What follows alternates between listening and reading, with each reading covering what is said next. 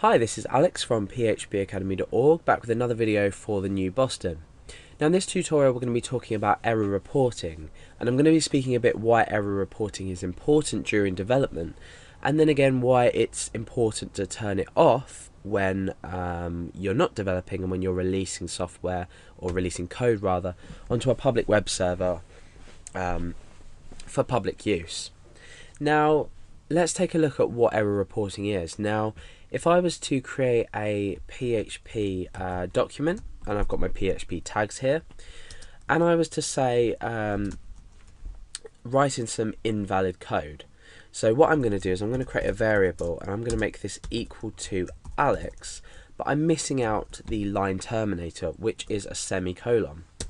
So I'm missing that out on purpose. Now at the moment my error reporting is turned off. So when you're developing, you may find that your code will not run even if you have output outside of your PHP tags. So let's put this into practice in an example. I'm going to refresh my page. Now you can see that nothing has been returned to us, no errors or no output at all. Let's in fact echo this here, and we can demonstrate that we're getting no output whatsoever. Oh, we are. Okay. Oh yeah, okay. Well, we are because it's the only line in our code. So let's create another variable down here called Billy. Remember, PHP works on a line-by-line basis, so if you've got only one line in your program, you're not required to use a semicolon. But I'm going to put another variable in there as well, and I'm going to refresh the page, and you'll see that no content appears, whereas it did before. So no content appears, but no error message has been given. So we need to turn error reporting on to our select value of error reporting, our select, how can I say, settings, if you like, of error reporting. And I'll explain this in a minute when we take a look at our php.ini file. Now if you open up your examp PHP location where the PHP folder exists, for me this is c:\examp /examp/php, and we need this file called php.ini. So I'm going to double click on this and open this. We've opened it in Notepad, and I'm going to go and find on the page error reporting. So now you can see we've come down to this error handling and logging place here.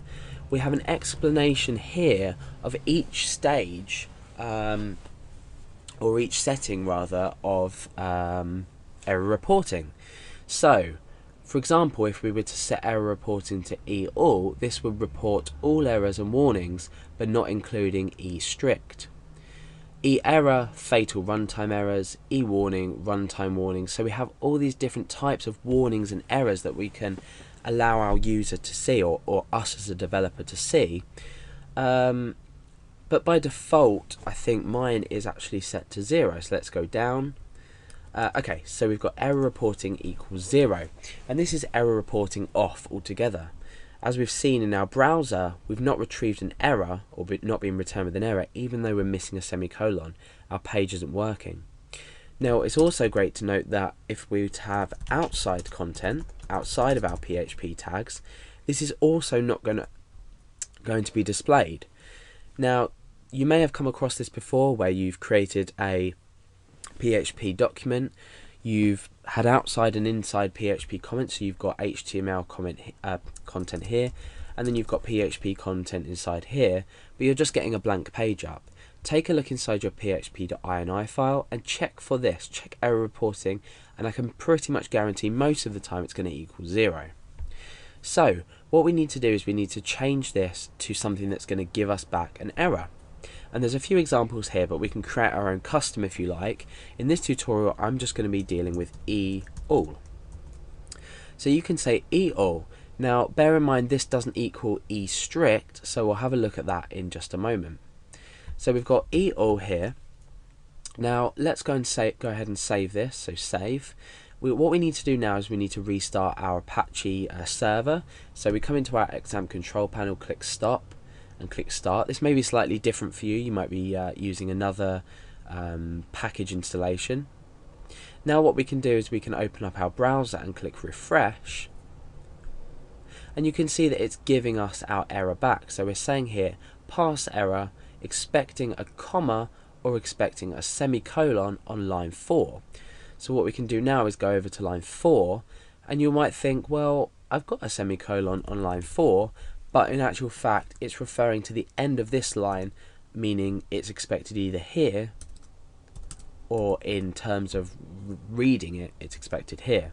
So when we fix this and we refresh, you can see that it's working fine. So we've got our outside content and our inside content.